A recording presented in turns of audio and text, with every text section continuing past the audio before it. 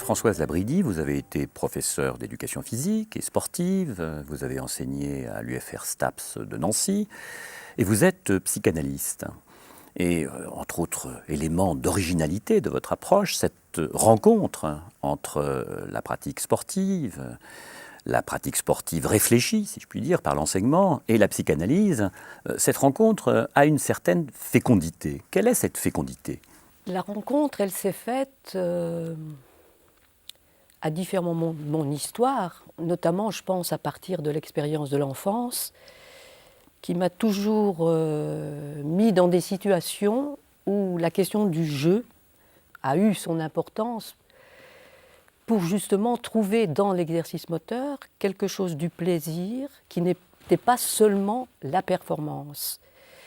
Et j'ai toujours voulu, à travers l'éducation physique, moins à travers le sport d'ailleurs, parce que je n'ai pas une grande expérience de sportive, mais ce qui m'a semblé toujours important, c'est cette dialectique entre le plaisir et quelque chose d'autre, qui dans l'expérience analytique sera qualifiée de jouissance, c'est-à-dire quelque chose qui touche à l'excès et qui peut mener un corps à des endroits qui le dépassent et qui peuvent amener donc sa destruction. Et cette rencontre que j'ai faite ensuite dans la formation, dans l'enseignement avec les étudiants, m'ont fait apparaître en fin de compte aussi comment l'expérience de ce corps qui cherche des excitations, des satisfactions, et touche toujours une limite où l'accident, la douleur vont venir au cœur de la pratique.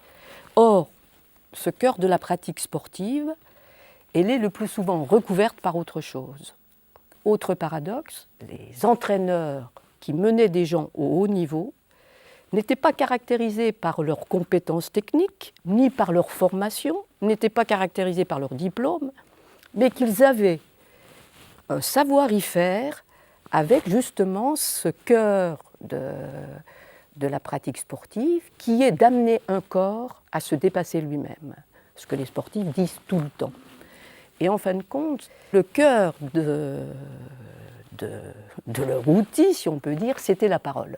Se dépasser soi-même, les entraîneurs y arrivent, et y arrivent non pas en utilisant la parole de manière, on va dire, technique seulement ou pédagogique, mais parce qu'ils réussissent à un certain moment à trouver avec la parole quelque chose qui va permettre au sujet sportif d'aller à un endroit où il n'y a aucun représentable de la pratique elle-même, c'est-à-dire à un endroit où il y a du vide, où il y a un point de vide, c'est-à-dire que même le sportif, même l'entraîneur ne peut pas imaginer ce que peut être cette réalisation. Alors on a des exemples comme ça, par exemple Hurtebise et Diagana. En 1995, Hurtebise nous disait en fin de compte, je ne sais pas ce que ça veut dire que champion du monde. Je n'ai aucune représentation. Je ne pouvais rien dire à Diagana. En 1997, je lui ai dit, on commence à te connaître, on connaît ton image, mais maintenant, on va savoir ton nom. C'est-à-dire que pendant l'expérience des 3 ans où il l'a entraîné, il a pu, avec lui, trouver une modalité, grâce à cette rencontre de parole, de l'amener à un endroit où ni l'un ni l'autre ne pouvait aller tout seul. Et ce qui me semble justement être à la fois paradoxal et à la fois heuristique, si vous voulez, dans la rencontre de la psychanalyse, à condition qu'on ne la définisse pas comme une psychopathologie, mais qu'on la considère comme un croisement qui va lier justement le désir d'un sujet à la jouissance de son corps, on peut s'apercevoir que les sportifs eux-mêmes témoignent de cette rencontre. Ils en témoignent dans leur acte. Ils n'en témoignent pas par le fait qu'ils peuvent en parler ou le théoriser, mais ils en témoignent parce qu'ils rendent efficace leur rapport à leur corps dans ce sens-là. Mais la plupart du temps s'aperçoivent qu'ils ne peuvent pas y aller tout seuls. Et la pratique sportive nous montre aussi quelque chose d'assez essentiel, l'importance du transfert, c'est-à-dire l'importance de l'appui d'un autre homme pour aller à un endroit où il nous est impossible d'aller seul. Et ça, ce sont des choses vraiment que les entraîneurs nous ont appris dans la rencontre que nous avons faite avec eux.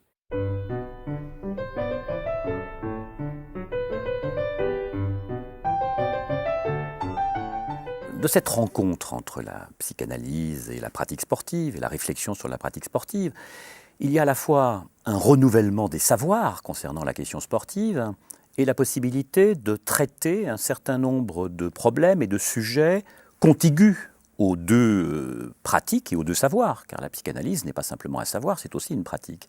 Alors, j'aimerais qu'on précise cette notion à la fois de renouvellement des savoirs, dans un premier temps, et dans un deuxième temps, le traitement de ces questions, de ces problèmes contigus aux deux savoirs. Le renouvellement donc, que permet la psychanalyse, c'est qu'elle considère que le savoir n'est pas théorique, d'une certaine façon, il est pratique. C'est-à-dire que la position de la psychanalyse par rapport au sport, c'est de ne pas s'appliquer au sport, mais de considérer que c'est le sport qui s'applique à la psychanalyse. Peut-être la même position que Freud avait par rapport à l'artiste. Il disait « l'artiste précède l'analyste, il n'y a pas lieu d'interpréter l'artiste ».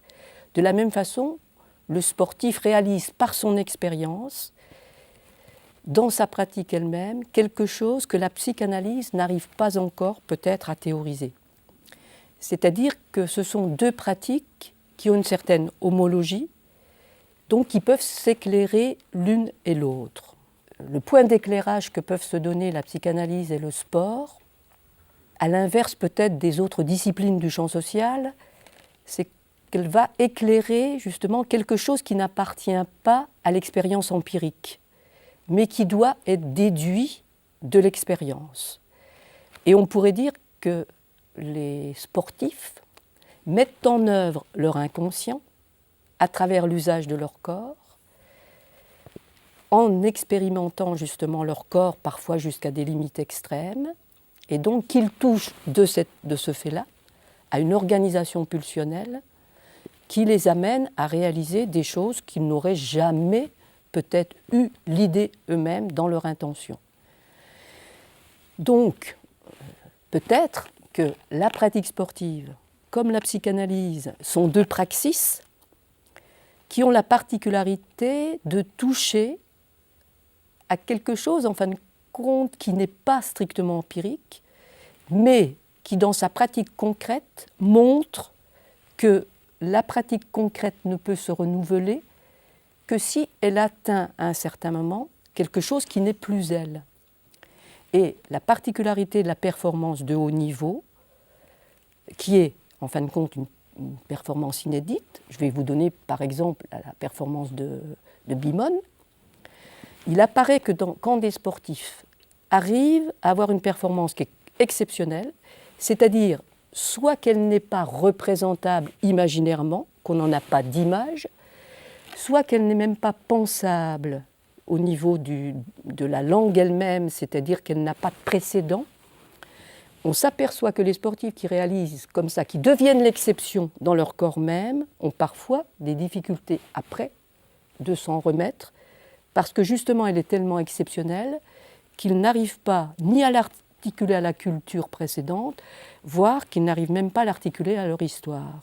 Bob Beamon, à un certain moment, dans cette expérience exceptionnelle qui était due à une contingence tout à fait particulière de temps, d'altitude et sûrement aussi d'autres coordonnées qu'on n'a pas forcément déchiffrées, a eu beaucoup de difficultés à reprendre l'activité, voire à reproduire cette performance qui, je crois, jusqu'ici n'a encore pas été égalée. Donc, cette performance, pourrait-on dire,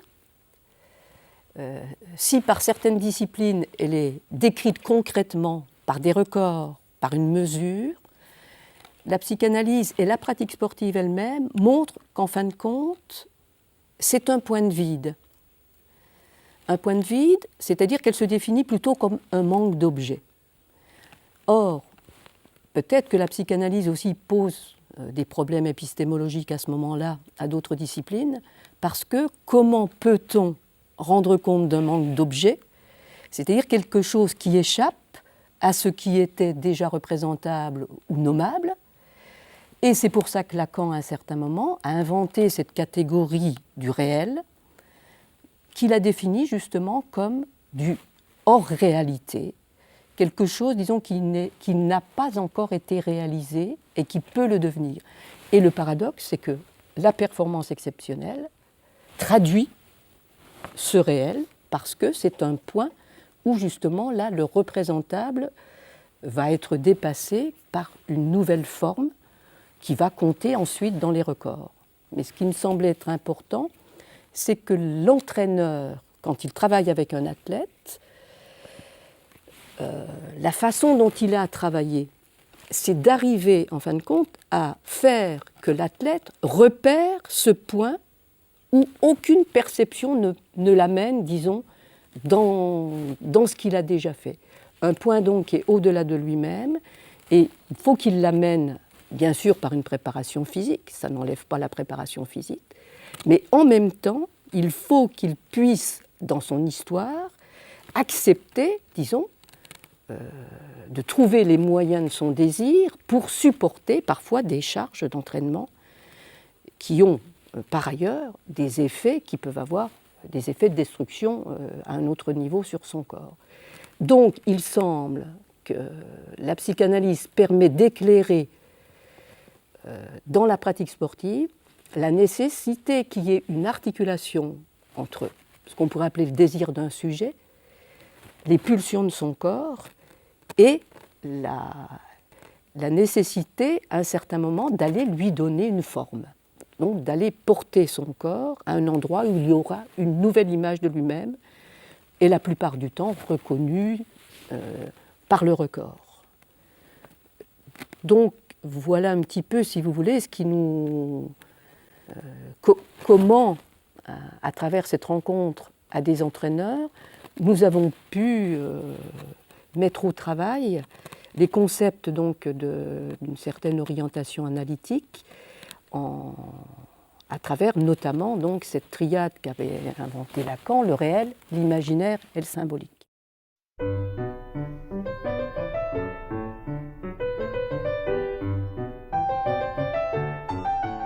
Donc, votre hypothèse, c'est que la pratique sportive est régie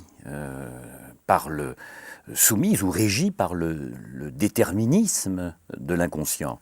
Donc, d'une certaine manière, votre propos consiste déjà à mettre à jour ce substrat que l'on a peut-être longtemps négligé et qui ne nous renseigne pas simplement sur le non-dit de la pratique sportive, mais qui éclaire peut-être l'ensemble de la pratique sportive, y compris la pratique sportive dans son inscription sociale. Il faut essayer de se mettre d'accord sur ce qu'on peut entendre par le déterminisme de l'inconscient. Il y a une part de déterminisme qu'on peut situer par rapport à l'histoire des sujets, mais c'est une histoire donc, qui va passer par la langue, par le discours, par le signifiant, dira Lacan, c'est-à-dire par le fait que tout homme entre dans le monde et va habiter la langue, mais une langue qui a déjà parlé de lui, et qu'il est porté par une langue qu'il n'aura pas inventée, mais qui va lui donner donc un support à dire son corps.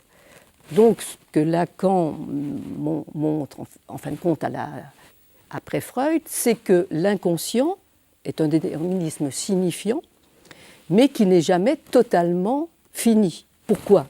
Parce que le discours permet la circulation des signifiants.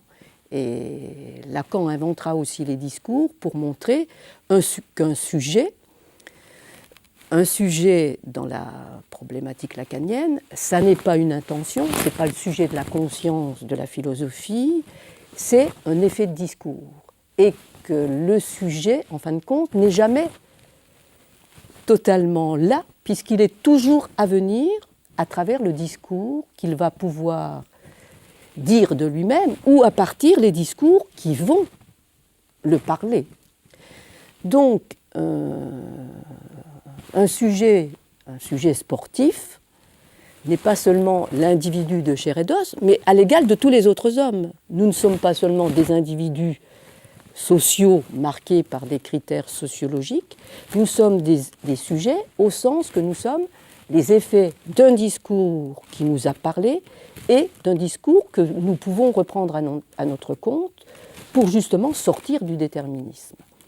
Donc, sortir du déterminisme, c'est du déterminisme signifiant, c'est essayer de saisir comment quelque chose dépasse toujours et déplace le déterminisme signifiant, qui est la jouissance du corps, c'est-à-dire la satisfaction qu'on trouve dans des éprouvés corporels qui ne rentrent jamais totalement dans l'habit du langage ou dans l'habit de l'image. Alors on a un exemple, là aussi paradigmatique pourrait-on dire, ce sont les adolescents, c'est-à-dire la période de l'adolescence où ce débordement des pulsions à cet âge qui justement vont faire entrer dans la condition humaine la question de la sexualité, la question de la mort et de la vie, vont être des moments où la pulsion va déborder la question du savoir, d'où les soucis qu'on peut avoir à l'école à un certain moment, parce que la priorité va être que ces éprouvés vont passer au-dessus de la nécessité de la connaissance. Et cette tension entre le savoir, la satisfaction des corps et le désir, on la retrouve aussi dans la pratique sportive. C'est-à-dire que ce qui, à un certain moment du corps, doit être régulé pour que justement il n'y ait pas trop de jouissance, qu'il y en ait suffisamment, puisque sinon il n'y aurait pas de performance. La pratique du haut niveau, ce n'est pas la pratique, disons, de l'homéostase, du plaisir, la pratique du footing quotidien. C'est-à-dire que la pratique sportive de haut niveau, elle oblige, elle nécessite la jouissance. Pas de pratique sportive de haut niveau, justement, sans pousser son corps, sans le forcer. Et justement, ce qui fait barrière à la jouissance, c'est le principe de plaisir. Et on s'aperçoit qu'à un certain moment, l'institution sportive pousse au-delà du principe de plaisir. On parlait tout à l'heure peut-être même de la formule plus haut, plus vite, plus fort, qui est toujours d'aller plus loin, c'est-à-dire un pouce à la limite, mais qui est une nécessité qui, dans la pratique sportive, doit être réglée.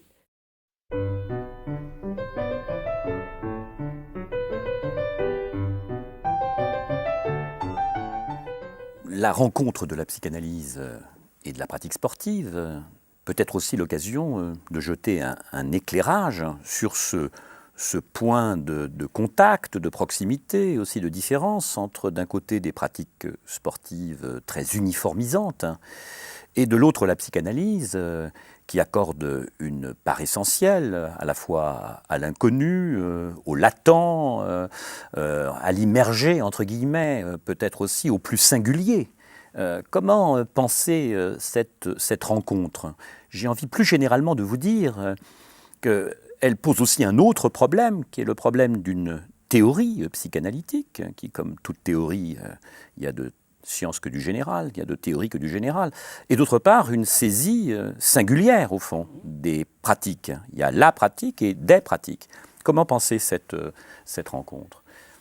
Il y a vraiment une homologie entre la pratique sportive et la psychanalyse, parce qu'elles sont l'une et l'autre des praxis qui conjoignent le singulier et l'universel en permanence et qui le subvertissent.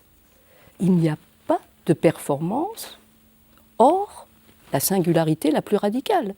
Aucune performance n'est comparable à une autre.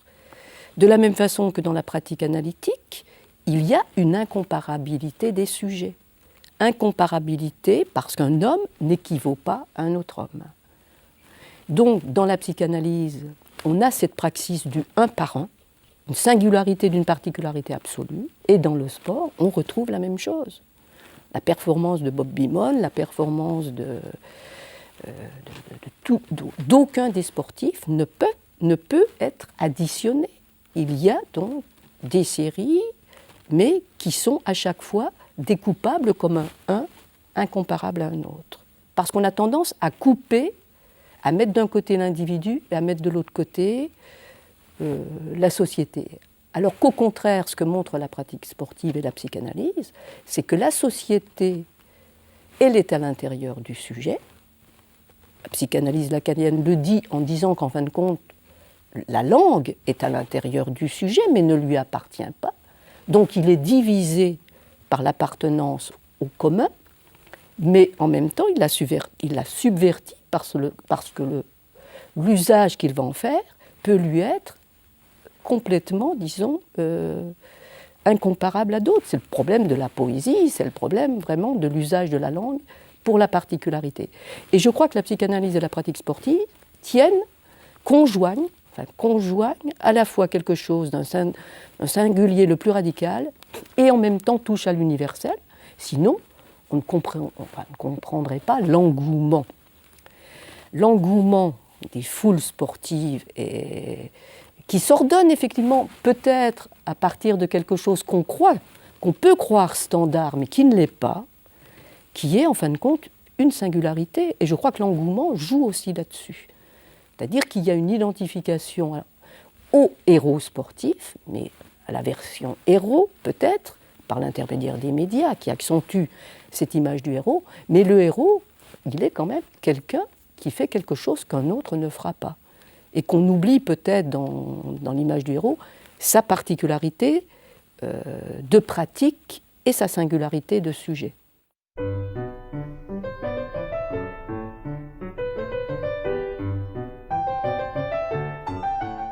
Ici, nous comprenons que la psychanalyse, les concepts de la psychanalyse sont susceptibles d'apporter un éclairage original, nouveau, peut-être transversal à la pratique sportive.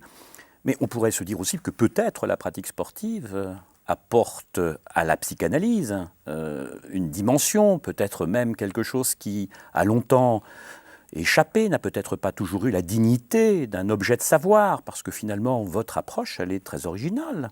Il y a peu de gens qui parlent du sport en mobilisant à la fois la pratique sportive, vous êtes professeur d'éducation physique et sportive, et une pratique analytique, vous êtes analyste. Donc cette rencontre, ce n'est pas simplement une rencontre fortuite, ça suppose aussi de dépasser un certain nombre de préjugés parfois, qui considèrent la pratique sportive comme une pratique un peu marginale, peu signifiante, ou en tout cas analysée à côté de la société.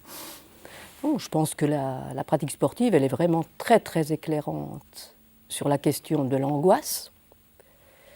Elle éclaire la psychanalyse à des endroits où la psychanalyse ne peut pas aller elle-même. Parce que justement, à la différence de la pratique sportive, ce qui va se passer dans une analyse, c'est qu'on va rester on va réguler la jouissance de la personne qui vient expliquer pourquoi ça ne va pas dans sa vie, de ce qui rate dans sa vie. Elle va y trouver, elle, des ressources à travers la parole qui va lui redonner une place, disons, à son désir. Ça ne passe pas par une pratique du corps. À l'inverse, le sport nous éclaire beaucoup sur le fait, qu'est-ce qui fait qu'un sportif est capable, à un certain moment, de supporter des entraînements extrêmes, 5 heures d'entraînement par jour, pendant 5 jours, parfois plus, je ne sais pas combien d'heures, disons, dans un bassin de natation, une suite d'accidents faramineux comme le perchiste, qui à un certain moment donc avait eu une opération de la rate et qui continuait à s'entraîner avant que la cicatrisation de sa blessure, parce qu'il y avait quelque chose en lui qui le poussait. Il y avait une satisfaction qui était bien plus forte que la douleur de son corps. Donc si vous voulez, l'éclairage que peut nous donner le sport, c'est d'essayer de se mettre à plusieurs pour essayer de penser qu'est-ce qui se passe pour certains sujets. Mais vous retrouvez cet excès, si vous voulez, de la douleur, on le retrouve, notamment peut-être dans les phénomènes de hooliganisme, où on s'aperçoit, si on écoute quand même, enfin si on tient compte de ce que peuvent dire les gens qui se battent, la jouissance qu'ils ont à se battre, à se détruire les uns les autres, et que peut-être plutôt que d'interdire les stades aux hooligans les plus violents, il y a peut-être d'autres dispositifs à trouver pour essayer de penser qu'est-ce qui fait qu'une grande partie de jeunes, pas seulement des jeunes d'ailleurs, trouvent une réalisation dans l'existant justement à se battre, à taper, voire à tuer. Si on n'essaye pas de penser ça, et je pense que il n'y a pas seulement que les analystes qui ont à penser ça, je pense qu'il y a tout le champ social, enfin il y a beaucoup pour essayer de trouver justement quelque chose qui pourrait transformer ça. Et d'où l'importance de s'appuyer peut-être sur d'autres disciplines, et d'autres disciplines, notamment l'art. Parce que je crois qu'il y a peut-être aussi une trilogie à trouver entre la psychanalyse, la praxis de haut niveau, l'art. Pourquoi ? Parce que dans l'art aussi, le versant sublimation permet d'éclairer aussi d'une autre façon cet excès de satisfaction qui est trouvé dans le corps. Et qu'en articulant, je pense, plusieurs champs du savoir, en l'articulant, c'est-à-dire en essayant de penser aux interstices, là où quelque chose, en fin de compte, n'arrive pas à se penser, en osant aller se confronter à ce qu'on appelle le réel, parce que la jouissance, c'est du réel, c'est-à-dire on n'arrive pas à l'accepter, on n'arrive pas à la penser. Mais à s'y confronter dans les interstices de certaines pratiques, peut-être que on arriverait à trouver donc une autre façon de l'accueillir, voire de l'orienter pour qu'elle puisse se transformer. Ce que font là aussi les ados dans toutes les inventions de langue qu'ils font, dans toutes les inventions de techniques corporelles qu'ils inventent, que ça passe du slam qui mélange la danse contemporaine à des lectures de textes où ils ont des possibilités, en fin de compte, à l'image, de traiter justement les débordements de la pulsion, mais de les traiter de manière à les rendre acceptables, dans le champ social.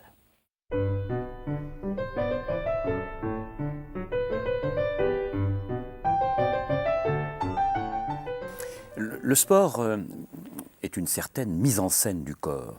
On pourrait peut-être s'arrêter au corps qui ne se réduit pas à des fonctions biologiques.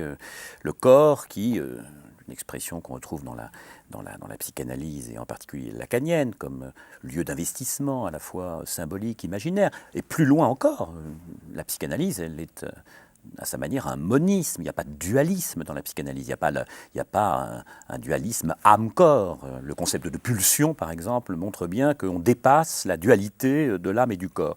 Qu'est-ce que la psychanalyse a à dire et à nous dire sur le corps sportif et sur la complexité du corps sportif ? On pourrait dire qu'il y a une partie imaginaire du corps. Et l'imaginaire, ça renvoie à ce moment-là à la forme du corps.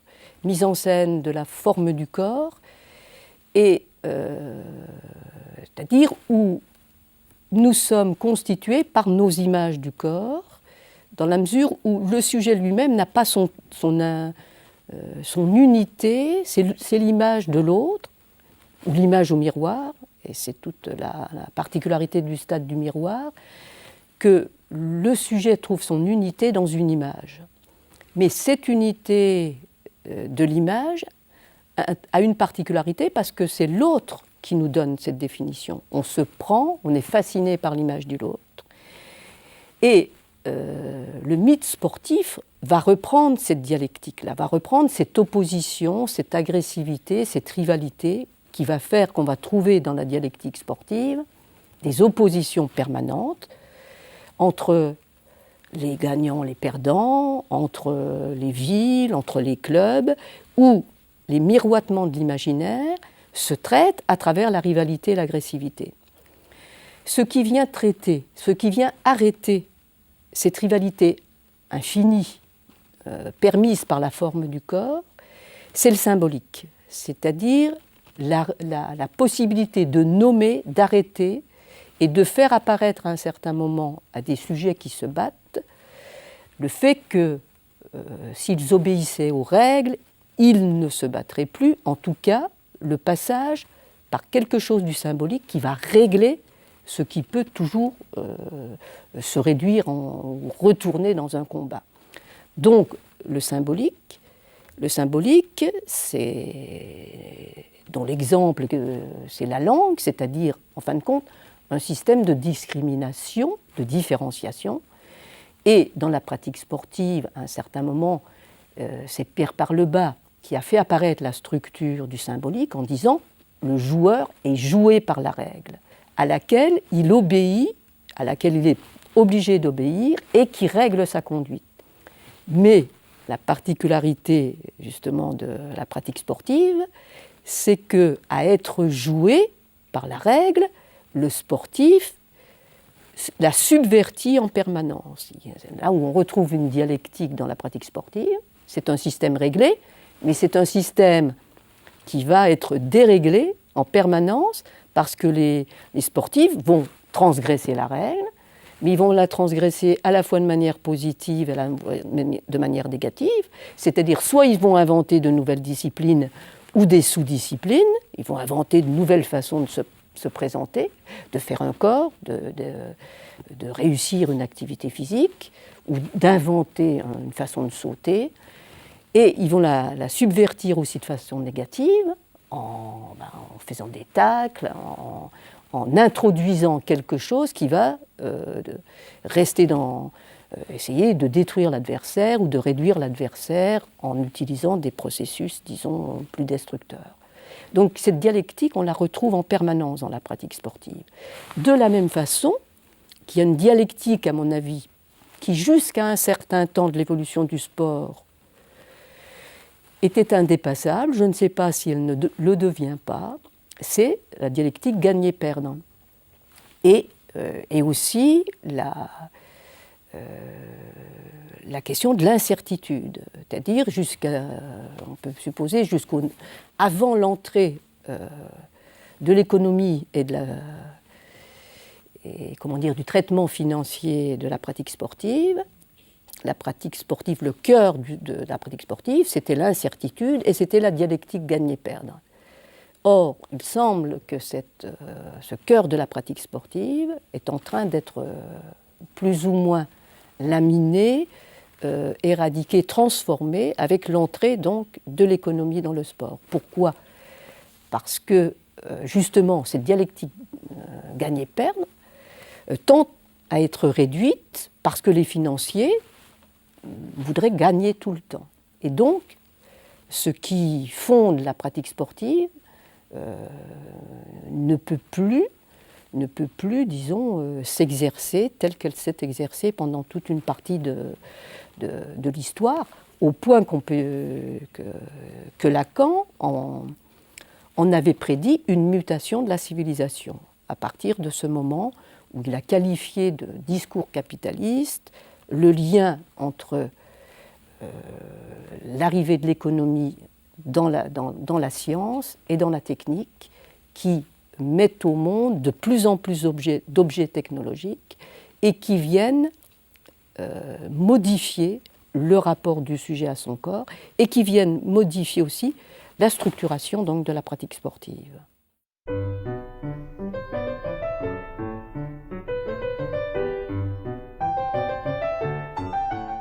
Le symbolique, puisque nous définissons après l'imaginaire le symbolique est une façon de nous rappeler que le corps, d'une certaine manière, est inséparable du langage.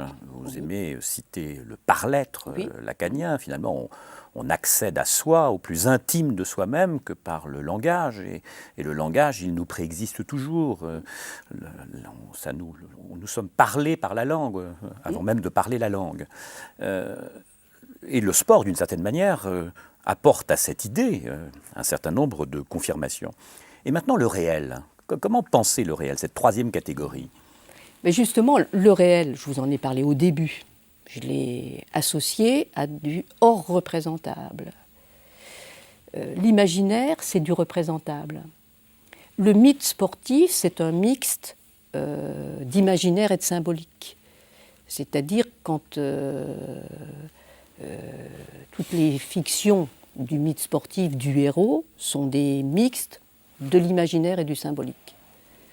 Or, la plupart du temps, ces mythes sont des mythes du héros. C'est-à-dire, qu'est-ce qui est masqué par le mythe du héros? Lacan disait, le mythe, c'est ce qui donne forme épique à la structure.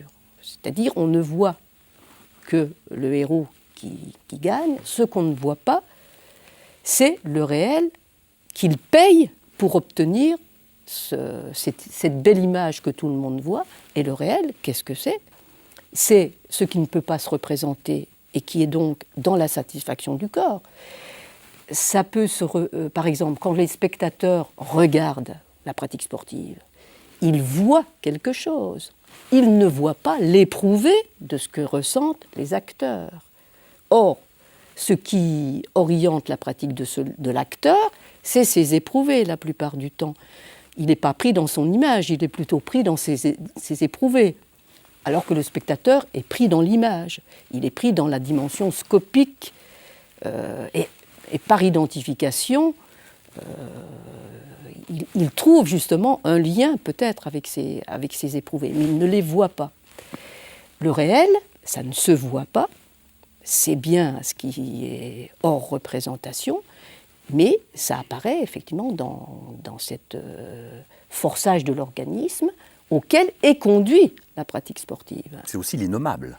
Alors, c'est l'innommable. Alors, il y a plusieurs définitions, on trouve plusieurs définitions. L'innommable, effectivement, l'insupportable, l'impossible à penser. Lacan a donné plusieurs définitions à ce réel, et on le retrouve donc dans cette satisfaction donc, excessive, dont je vous disais tout à l'heure que c'est ce qui va au-delà du principe de plaisir. Ça n'a plus rien à voir avec le principe de plaisir. À un certain moment, Lacan disait « La jouissance, c'est le tonneau des Danaïdes. On ne sait pas où ça va. Ça peut commencer à la chatouille, ça peut finir à la flambée à l'essence. » Il disait ça en 1967.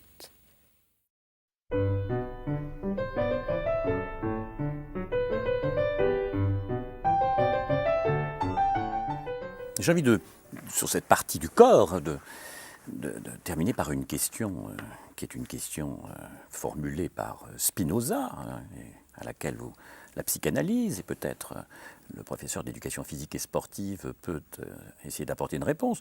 Que peut le corps?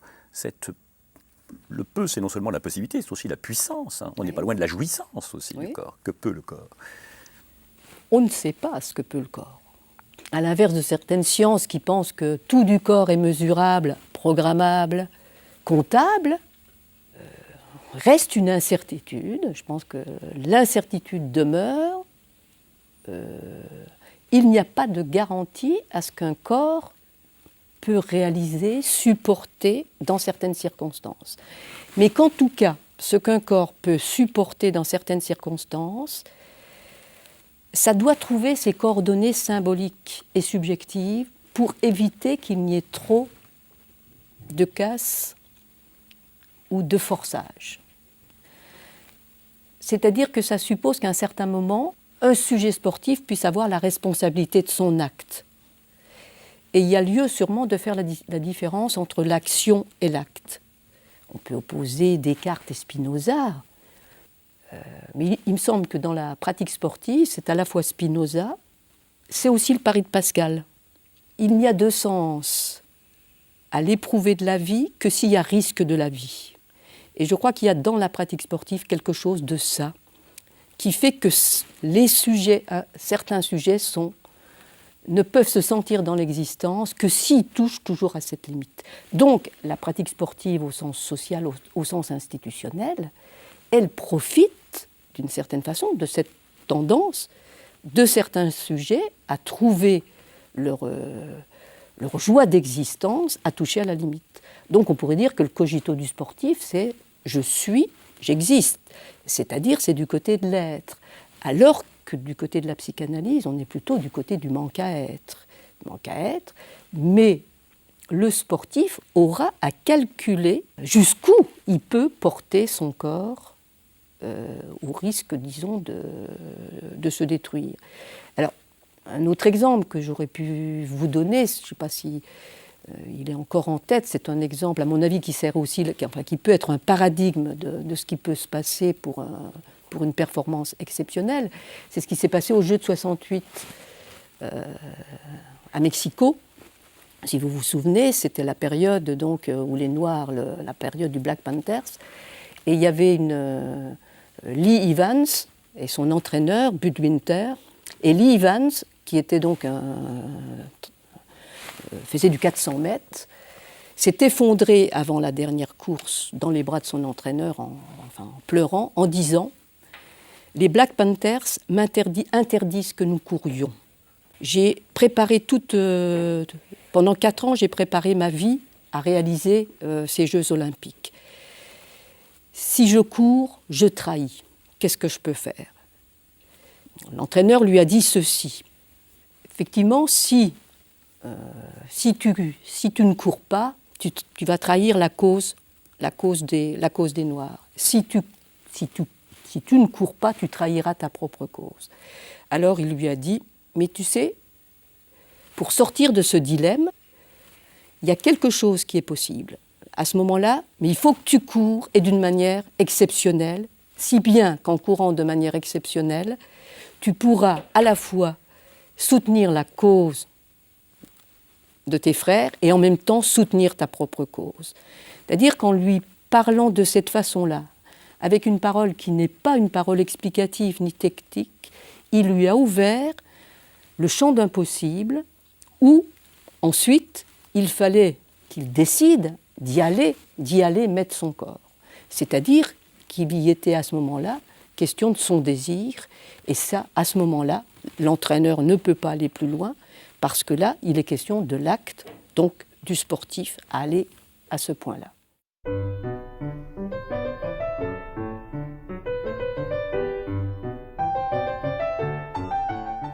Nous allons envisager maintenant la question de la performance, qui est un thème qui a occupé une partie de votre réflexion, de vos recherches.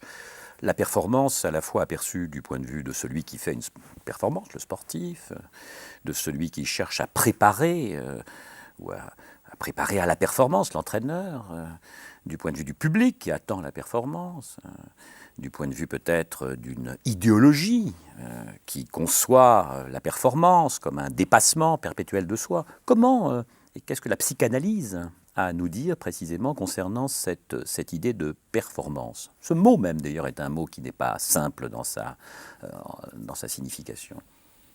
Au-delà d'être une action motrice, c'est une mise en acte de son corps. Pour bien faire apparaître cette particularité-là, c'est vrai que le sportif y fait œuvre de son corps. Mais ce produit n'est pas un tableau comme chez un artiste, c'est-à-dire il ne peut pas déposer, ça ne se dépose pas, sauf que c'est matérialisé par un record, éventuellement quand il y a une mesure.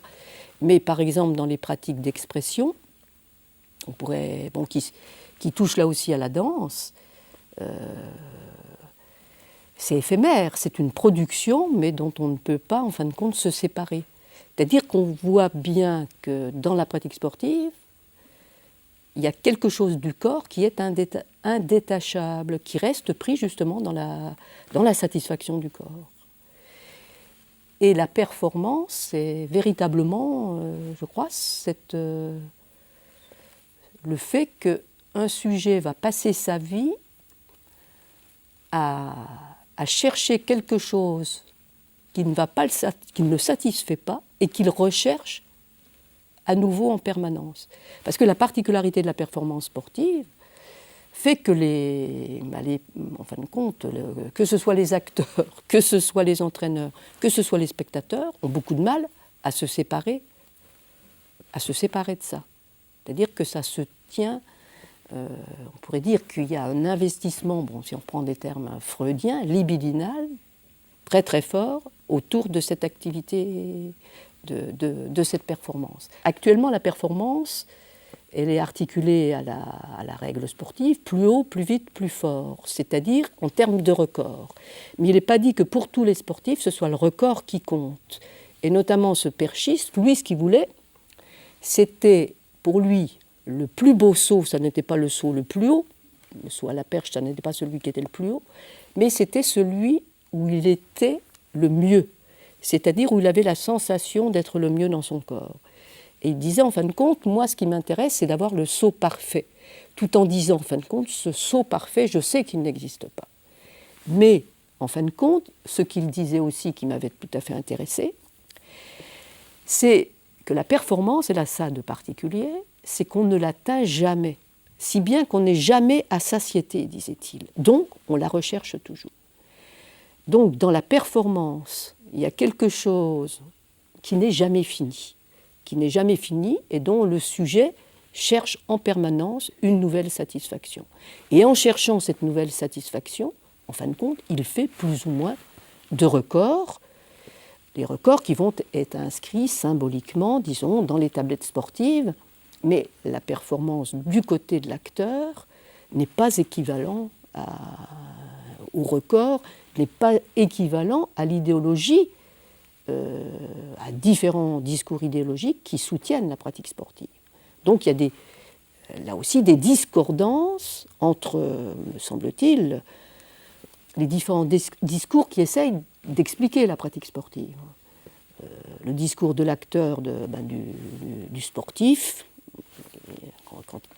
quand ils peuvent parler vraiment comme certains le font, on voit bien que les significations qu'ils donnent de leur activité ne correspondent pas nécessairement à celles que l'institution sportive leur demande. Or, l'institution sportive actuellement, puisque vous parlez d'idéologie, il y a un pouce à dépasser les limites. Donc la performance change, prend des contraintes nouvelles. Alors on pourrait parler, si vous voulez, un petit peu justement de toutes ces pratiques de préparation biologique, qui sont la façon dont l'institution sportive traite ce passage incessant à la limite, en donnant aux sportifs des substituts qui vont lui permettre de soutenir sa pratique sportive de haut niveau, mais au risque de masquer à un certain moment la fatigue, la douleur, et d'entraîner à un certain moment que les sportifs aillent plus loin que ce que leur organisme peut soutenir. Donc la performance, la structure de la performance appelle au dépassement incessant, et peut-être que le paradoxe actuel, là où l'institution sportive freinait la jouissance à un certain moment, il semble qu'elle ait tendance, au contraire, à la demander de plus en plus, c'est-à-dire à exercer, à demander d'aller toujours plus loin, depuis justement que d'autres intérêts que celles de l'institution sportive entrent dans la préparation. On parlait de l'articulation avec le champ financier ou le champ des médias. Alors, aussi les sponsors, on n'a pas parlé de toute cette orientation aussi, de toute cette entrée des objets technologiques dans certaines pratiques sportives qui produisent des changements radicaux. Vous résumez d'ailleurs le problème de la performance par une phrase qui est très paradoxale. On pourrait peut-être d'ailleurs s'y arrêter, même si elle ne fait que résumer ce que vous venez de dire, quand vous dites que la performance est une perte de puissance, de maîtrise, dans l'espoir d'en gagner une autre. C'est paradoxal de définir la performance par une perte, par un jeu de perte et de gain. Ça, je crois que c'est encore vraiment la structure.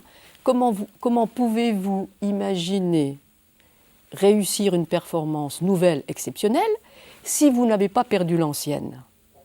C'est-à-dire, si vous n'avez pas quitté l'appareillage symbolique, imaginaire et réel de la performance ancienne où vous vous teniez.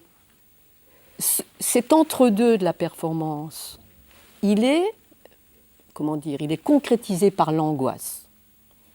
C'est-à-dire que quand un sportif est entre deux performances, il est dans un moment d'angoisse.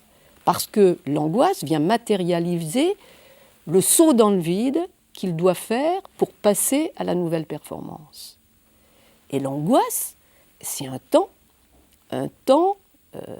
où justement, il n'y a pas de représentation. Et ce temps d'angoisse se manifeste souvent par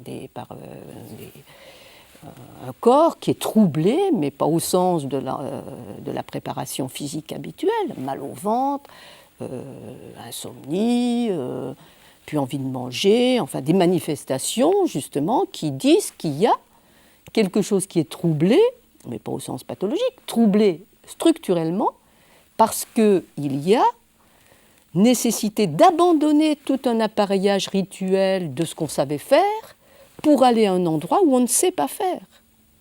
Donc, il y a dans le saut vers une nouvelle performance une perte de repères.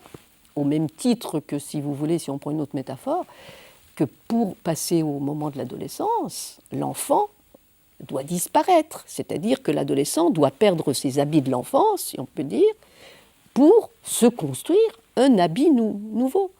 Donc, la performance, c'est vraiment abandonner l'ancien habit de la performance antérieure pour s'en construire une. C'est du sur-mesure. Et c'est pas du tout, justement, je pense pas qu'on puisse avoir... alors, c'est peut-être la différence de ce que peut amener la psychanalyse et ce que peuvent amener, à un certain moment, des savoirs qui croient avoir la solution de comment il faut faire pour passer d'une performance à une autre, qui ont des garanties, disons, du côté du savoir, du côté de la technique, de la programmation, de l'entraînement. La psychanalyse et l'expérience du sportif disent que ce temps-là est un temps de vide et qu'il faut le respecter chez le sujet, mais qu'il faut l'entourer. D'où l'importance, dans le transfert, justement, de la place de l'entraîneur dans ces moments-là. D'entourer ce vide pour que le sportif ne soit pas totalement dans une angoisse qu'il déborde.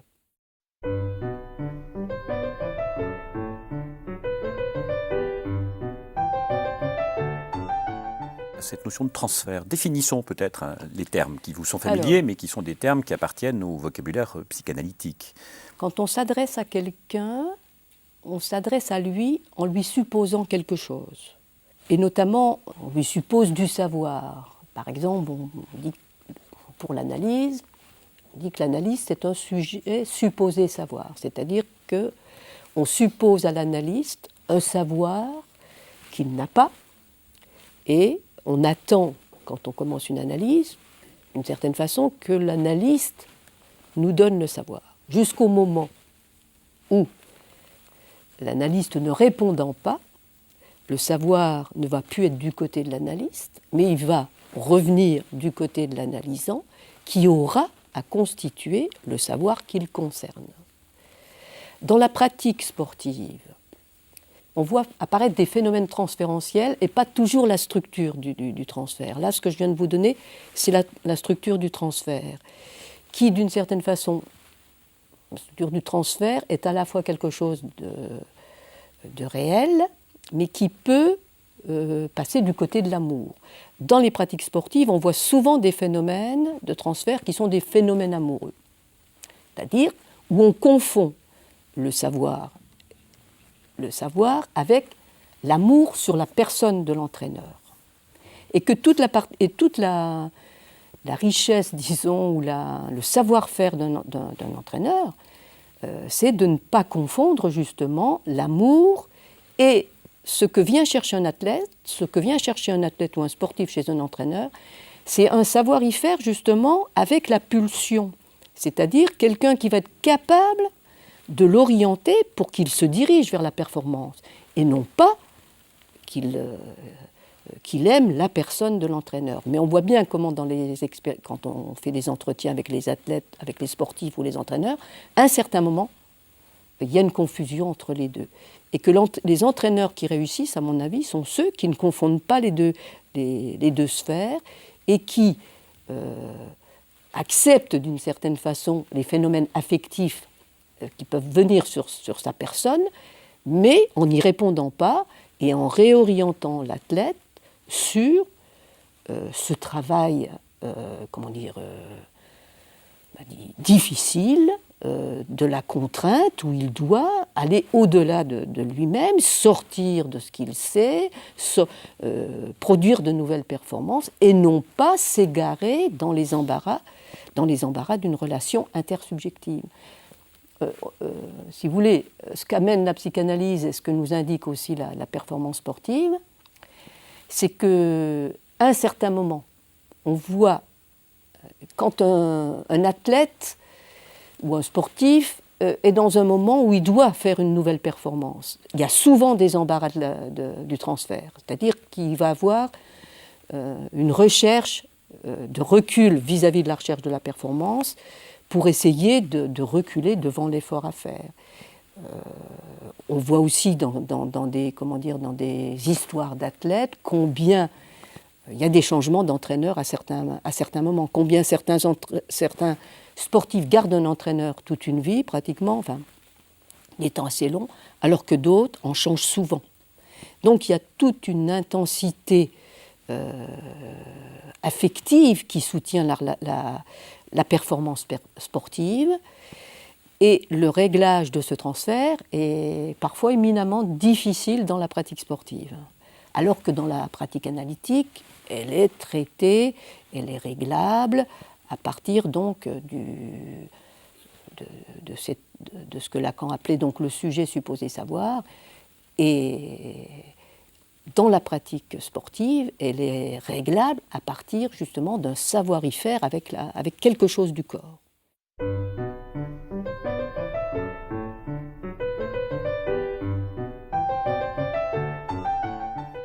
Ce qui est intéressant dans cette conception de la performance, cette définition, la performance qui suppose à la fois gain et perte, Oui. c'est une réponse aussi à apporter quand on s'inquiète du sport de compétition qui serait habité simplement par le souci de gagner et on oublierait la nécessité de perdre. On pourrait dire que la performance comporte toujours, par définition, perte et gain. Donc c'est une façon d'intérioriser peut-être le rapport de la perte et du gain. Oui.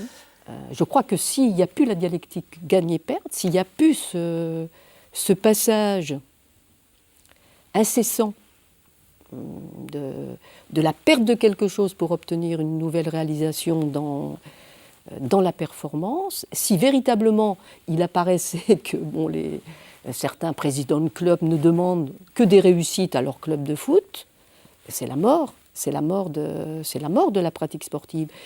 D'ailleurs, Zinedine Zidane le disait très très bien ça, avant qu'il ne quitte. Il disait en fin de compte que lui, ce qu'il aimait dans la pratique du foot, c'était la partie plaisir, c'est-à-dire justement le jeu, vraiment le jeu au sens de l'enfance, au sens du jouir, mais de l'enjouement d'une partie de son corps avec le ballon.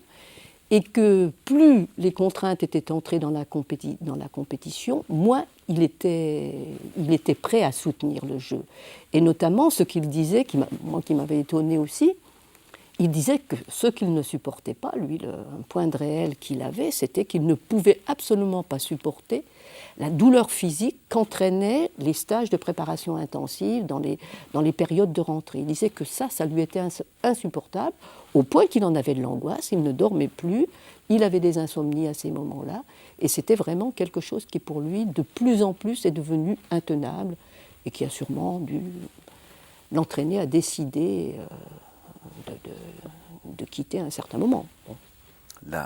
La performance ainsi conçue entre perte et gain, c'est quasiment une métamorphose. Enfin, certains le disent comme ça, à un certain moment. Il y a une petite mort à quitter l'assurance de ce qu'on connaissait de soi-même. Et c'est vraiment un saut dans l'angoisse. C'est-à-dire qu'il faut lâcher des repères pour en prendre de nouveaux. Donc ça ne peut pas, et ça, sans aucune garantie de certitude. Je crois aussi ça, l'incertitude la glorieuse incertitude du sport. Bon. Mais c'est l'incertitude de l'acte. L'acte n'est jamais garanti. Alors qu'on a tendance à faire croire de plus en plus qu'on pourrait tout programmer, tout prévoir, qu'on pourrait par un savoir technique de plus en plus intense ou de plus en plus précis, ordonner un corps. Jusque-là, les expériences disent l'inverse. Et que si on va vers une sorte de robotisation ou de mécanisation, justement de mécaniser cette part vivante d'un corps qui joue parce qu'il peut, mais aussi parce qu'il passe dans l'angoisse, parce que c'est ça qui donne l'intérêt à la chose, et qui peut la dépasser surtout, qui peut la transformer. Si ça est perdu, je crois que beaucoup de choses disparaîtront de la pratique sportive, disons, qu'on a connue et qui tend là à se transformer, mais de manière à faire perdre justement cette joie de jouer à travers une excitation de son corps, mais qu'on peut toujours avoir la perspective d'arrêter si on ne peut pas, alors qu'il y a des contraintes excessives qui mettent justement et qui provoquent des symptômes de plus en plus chez certains sportifs.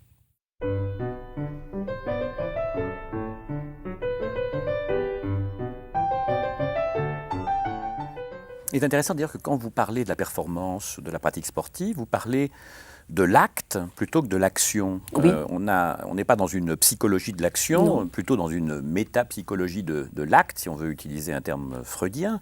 Ça fait penser évidemment à la célèbre phrase de Goethe à la fin de Faust, au commencement était l'acte, que Freud reprend, je crois, dans Moïse et le monothéisme. Alors, quelle est l'importance de s'attacher plutôt qu'à la notion d'action, à la notion d'acte? Que retient cette notion d'acte, que la notion d'action risque de laisser dans l'ombre? La question de l'action, ça ne fait pas l'hypothèse d'un sujet. Alors qu'avec l'acte, il y a l'hypothèse d'un sujet. Mais d'un sujet au sens de la psychanalyse, pas de l'individu.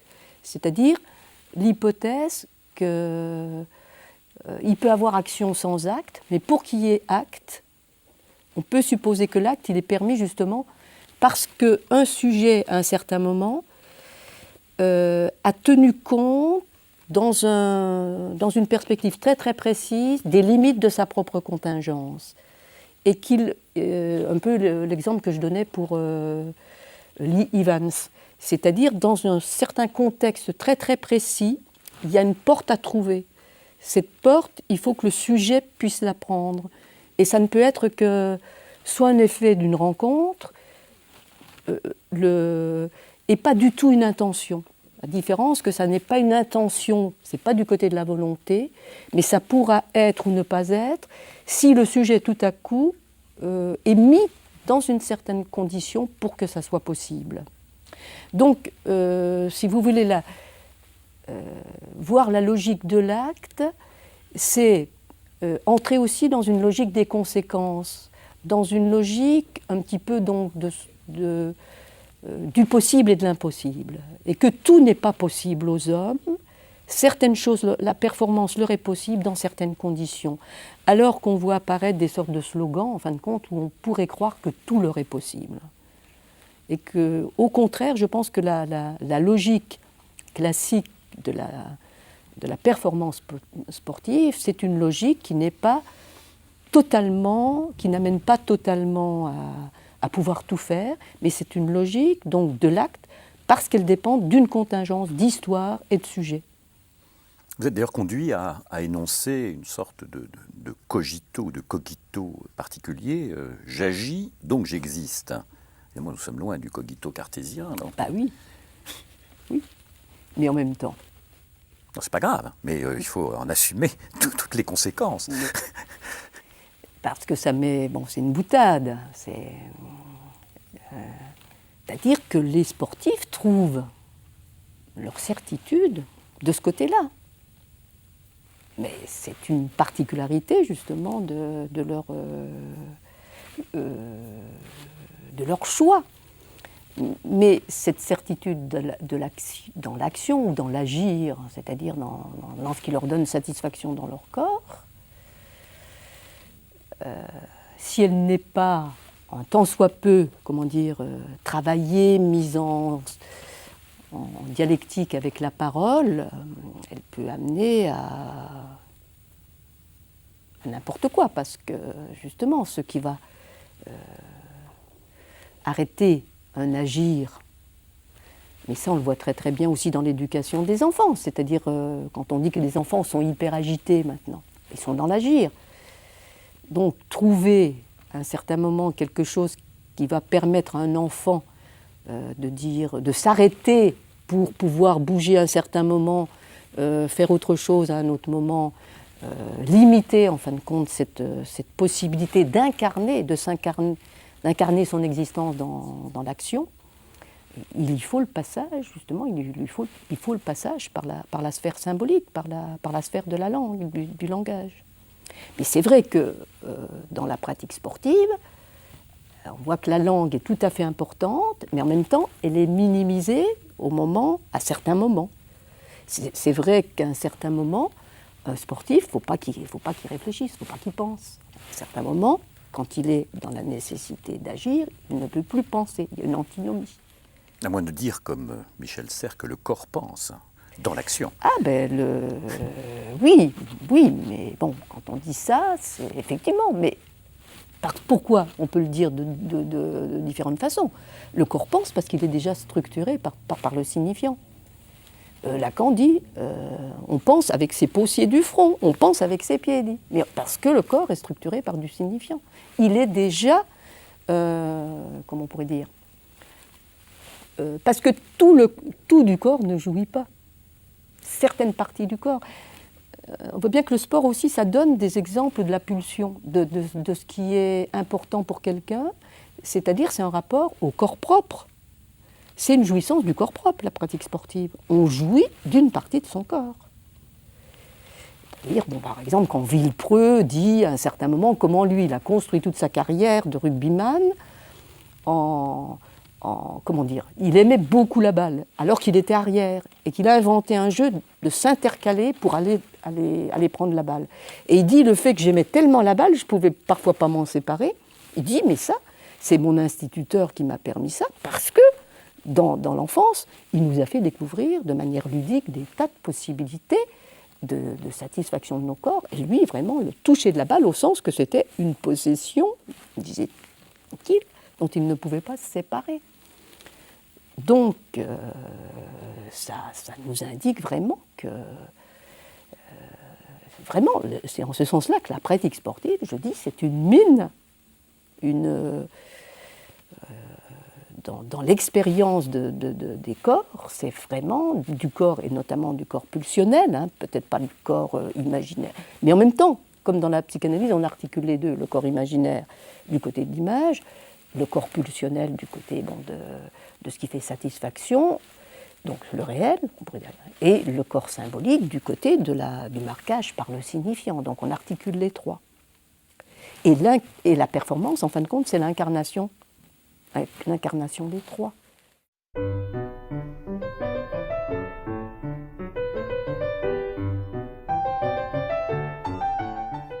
Dans les activités sportives, physiques d'une manière plus générale, en tant que ce sont pour parler dans le vocabulaire lacanien, en tant que ce sont des modalités du vivre ensemble, elles impliquent une dimension politique. Elles concernent très précisément le lien social.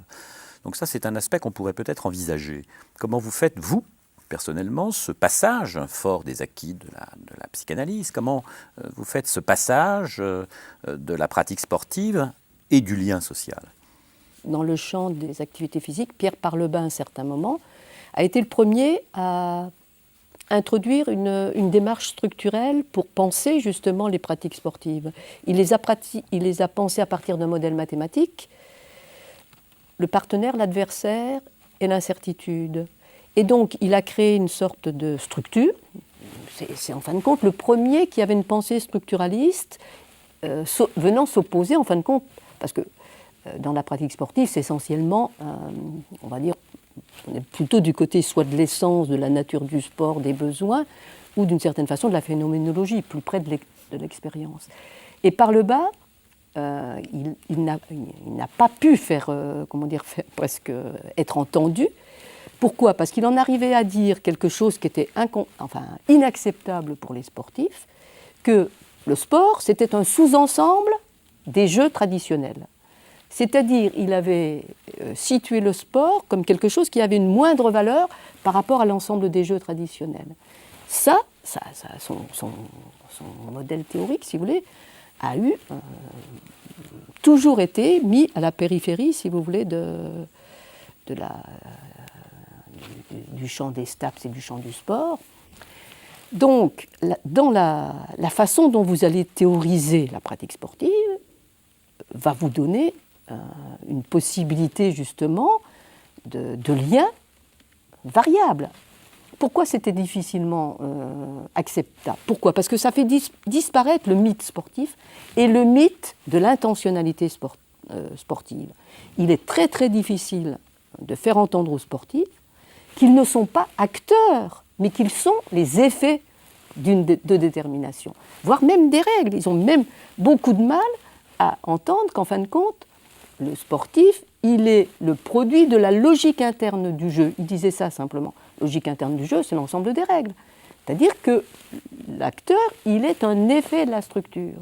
Et on retrouve ça chez Lacan, quand Lacan dit le sujet, c'est l'effet de la détermination signifiante. Mais donc par le bas, a amené dans la pratique sportive une tentative de pensée structuraliste, qui a eu beaucoup de mal. Pourquoi ? Parce que c'est trop difficile, justement. Les sportifs ne peuvent pas accepter qu'ils ne sont pas les auteurs de leurs actes. C'est-à-dire qu'il n'y a pas de l'intention là-dedans. Et l'intention, c'est aussi ce qui va être utilisé par le mythe, la question du sacrifice, de toute la mythologie sportive, qui fait justement qu'il y a une difficulté épistémique, on va dire, à une entrée structurale, à une compréhension structurale des activités physiques. Mais ça implique effectivement qu'il y a certaines lectures politiques qui ne peuvent pas se faire. Et si vous restez dans une lecture mythologique ou mythique, où ce qui est valorisé, c'est quoi ? La rivalité et l'agressivité, pas s'étonner que dans le champ social, à un certain moment, c'est ça qui passe. Donc, il me semble que pour modifier peut-être il faudrait en passer effectivement par des lectures plus structurales que phénoménologiques, centrées sur l'imaginaire des corps. Qu'il y a donc tout un travail, des dispositifs à inventer et pour passer donc à une autre conception de la satisfaction motrice. Alors, il y a un exemple que donnait Pierre par le bas. Je ne sais pas si vous avez déjà joué à des jeux où il y a trois. Non pas un partenaire, un adversaire, parce que tous les jeux sportifs sont de l'ordre du duel. Et donc, ça implique un ordonnancement de la conduite motrice dans le sens du duel. Là aussi, on est déterminé par la structure. Eh bien, si vous jouez à poule, renard, vipère, vous allez essayer de jouer à ça, et vous verrez que si vous jouez à ça, vous n'allez plus vous y retrouver dans ce que vous aurez à faire avec vos le poule, renard, vipère, parce que on a tous été construits, éduqués dans des structures duelles, d'opposition duelle, et qu'il est très très difficile de changer sa perception du corps et sa jouissance de corps à ça. C'est-à-dire de ne plus savoir où est l'adversaire et où est le partenaire, d'être en permanence en déséquilibre par rapport à ça. Si on prend ce que dit par le bas, je pense que si on avait un lien social qui se construisait à partir des jeux traditionnels, on n'a pas du tout ce modèle de rivalité, d'agressivité, parce que ça l'a fait tomber. En tout cas, ça la rend presque impossible à réaliser. Donc, mais je crois qu'on pourrait dire qu'actuellement, la pratique sportive, c'est la conduite motrice qui est soutenue par le discours capitaliste actuel. Et que donc, il y a un renforcement des deux dans le sens, justement, de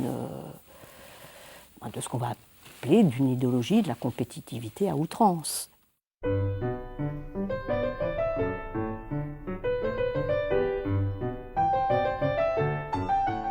Quand on parle du lien social, on est conduit aussi à envisager la part que le sport pourrait avoir à produire, tisser, pour prendre une image du lien social.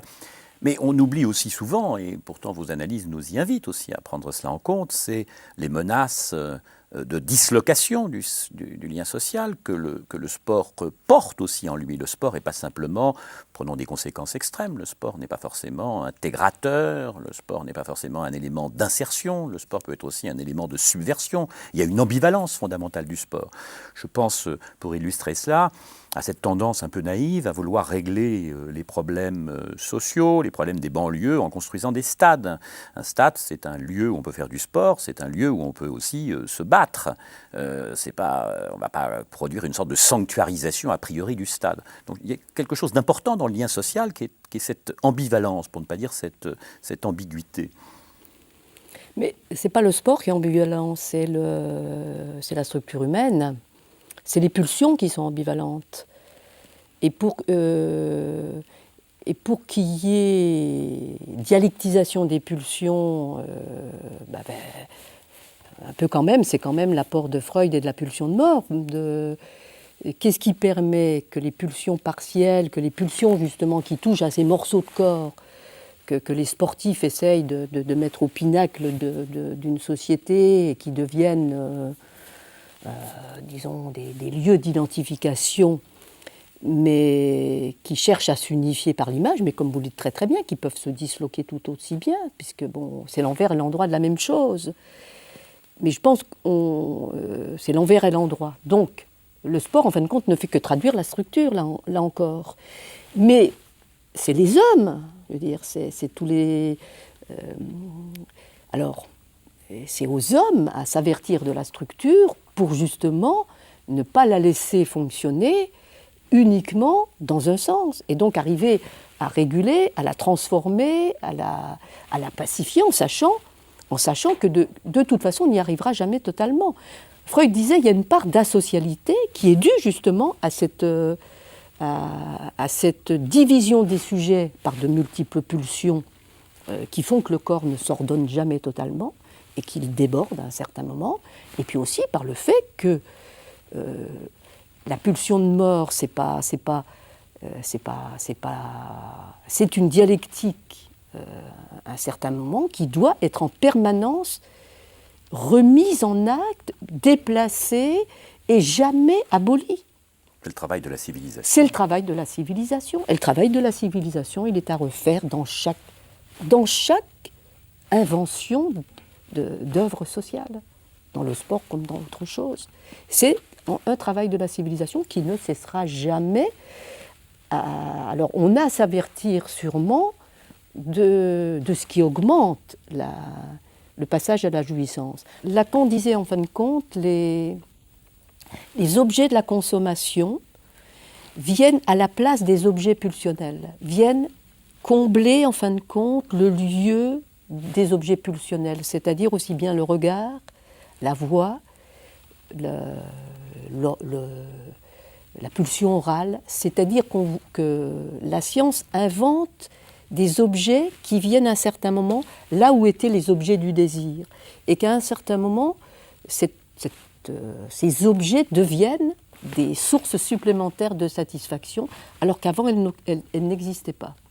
Donc il y a sûrement une modification, si vous voulez, entre l'importance des objets et anciennement ce qui éduquait les gens, en grande partie, enfin ce qui civilisait, c'était l'idéal du moi, le rapport à une autorité médiée par un idéal, alors que maintenant on a l'impression que les valeurs, enfin certains idéaux, ne tiennent plus parce que les objets procurent une jouissance auquel on n'a non plus là jamais été habitué. Alors Lacan appelait ça des latouses. Il appelait les objets de la consommation des gadgets qui venaient justement masquer à un certain moment les objets pulsionnels freudiens. Il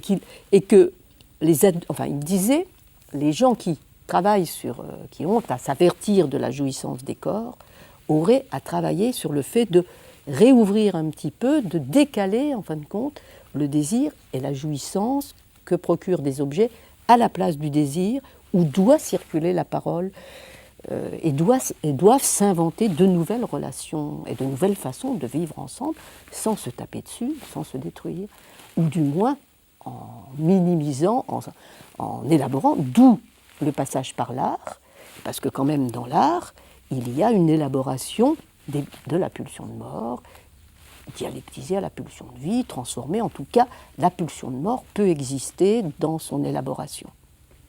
Participant donc au processus de sublimation. Au processus de civilisation. Et de sublimation. Et de sublimation. Le sport y participe, mais reste quand même collé à une part de chair. Et le sportif, il sacrifie une part de sa chair de toute façon.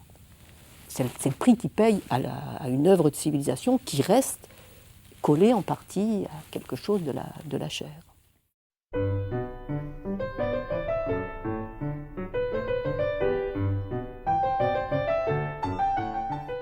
Et que vous inspire la célèbre devise olympique « Situs, Altus, Fortus », plus vite, plus haut, plus fort?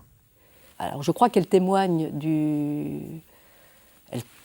on va dire, du sport moderne, mais de la fin du 19e à la fin, mettons, du 20e, et que peut-être elle ne rend plus compte du sport actuel en train de se réaliser devant nous, sous nos yeux, où justement ce qu'on voit apparaître, un tout est possible, c'est-à-dire un sans limite. Alors on le voit poindre dans le retour, par exemple, ou l'apparition de certaines pratiques, des pratiques sans règles, totalement sans règles. En fin de compte, on ne sait plus si on est dans le combat de rue ou dans le combat où tout est possible, où on peut faire mal, voire tuer. Donc, un passage à un sans limite. Et je crois que nous sommes dépassés par ces choses-là, et dépassés de différentes manières, parce que c'est difficile à penser. La pensée n'arrive pas. On retrouve un point de réel pour penser ces horreurs-là, qui sont quand même permises par les outils que se constituent les hommes. Bien faire apparaître cette particularité-là, c'est vrai que le sportif y fait œuvre de son corps. C'était, oui, ce que vous disiez tout à l'heure. Comment réintroduire le travail de la civilisation pour à nouveau dire que non à quelque chose qui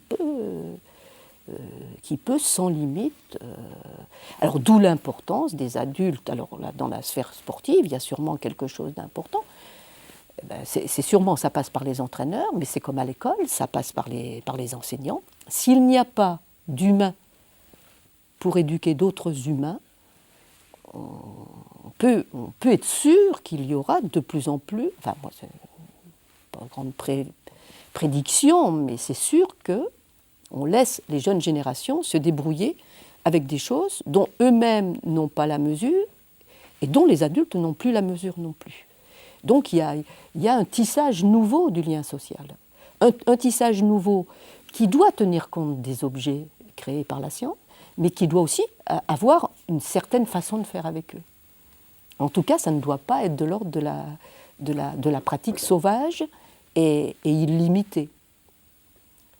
Donc, la nécessité de trouver de nouvelles règles.